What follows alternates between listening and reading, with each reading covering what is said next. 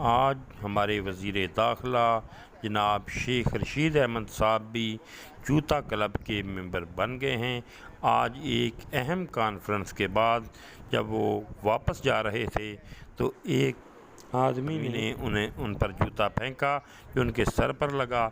इस तरह शेख रशीद साहब भी जूता क्लब के मेंबर बनने में कामयाब हो गए हैं। देखें, टीएलपी एक पॉलिटिकल जमात है, वो उसने इलेक्शनों में हिस्सा लिया है, वो कराची में भी हिस्सा ले रही है। उसने पंजाब में तीसरी बड़ी पार्टी थी, पॉलिटिकल पार्टी तो है। अब आपके सामने आप ये कहें कि मैं ये कहूं कि पॉलिटिकल पार्टी नहीं है। पंजाब में वो तीसरी बड़ी पार्टी थी इस इलेक्शन में और वो पॉलिटिकल पार्टी है। Thank you very much.